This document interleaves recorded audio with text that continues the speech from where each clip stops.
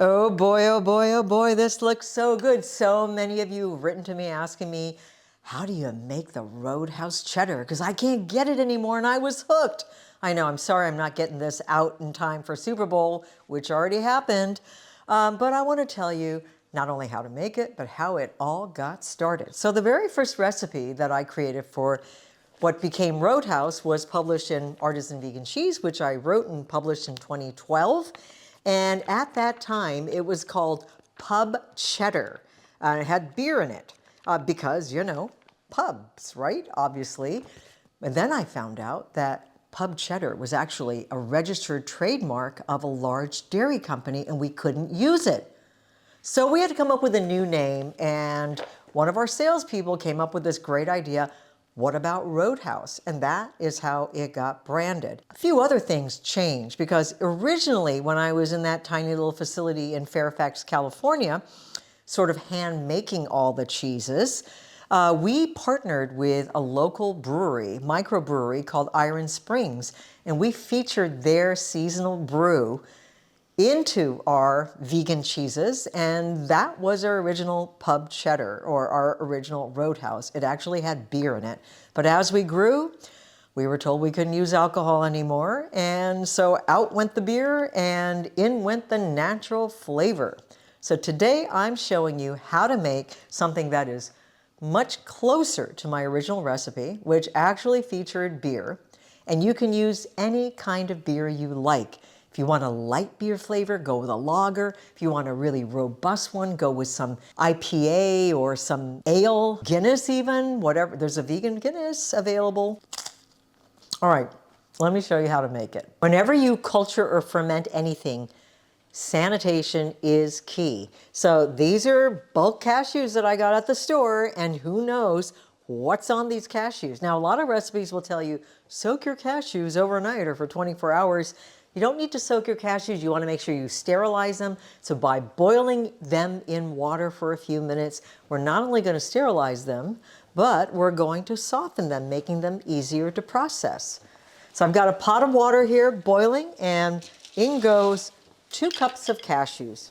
It's been boiling for about 5 minutes. I'm now going to drain them. Got my sterilized sieve. And you want to make sure you rinse the cashews to bring the temperature down just a little bit, because otherwise when you go to blend, you're going to create a lot of heat and you can't add the culture to a hot substrate. So I'm just going to let it cool off for a sec. You can also just let it sit and cool off. All right, I'm going to add my cashews to my sanitized blender. And this is a recipe you can make using beer that's gone flat. So I've got about a half a bottle of beer here, and I want about a half a cup or so, a little bit more perhaps, to get this whole thing to process, or I might just add the whole thing. Now, the beer you add will determine the flavor. If you want a lighter beer flavor, add a lager. This is a really strong ale. Now I'm going to go in with a little bit of miso. I'm going to add about 2 tablespoons miso.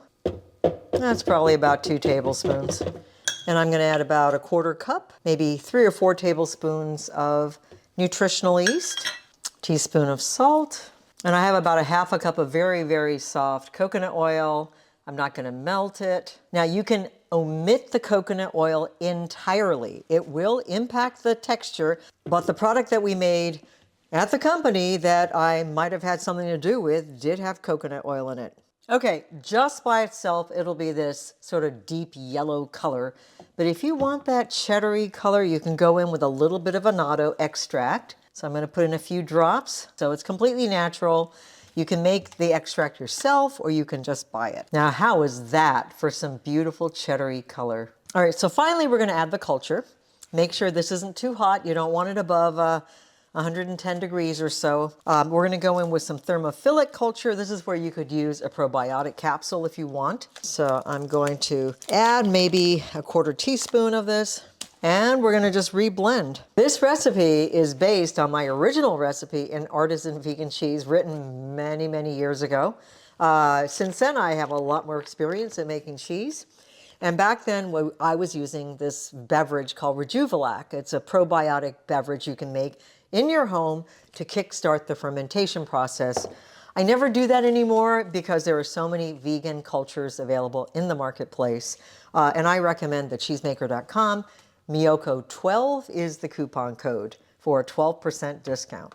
It's time to transfer this to a clean container and ferment it for anywhere from 12 to 24 hours. Somewhere between 85 and 90 is a good place to be until the pH drops and it gets just that right amount of cheesy tang that we're looking for. Okay, I'm going in with a pH meter just to see what the pH was that I got it down to. And it is 5.7, so it's pretty high. It's getting a little lower. You know, cheese pHs can range anywhere from, a goat cheese could be down in the high 3s, and then you might have like a Swiss cheese that's in the 5s. So this is definitely in the higher bracket. So if you want it lower, if you want it tangier, just let it ferment longer. We did use coconut oil to create this cheddary, cheesy texture.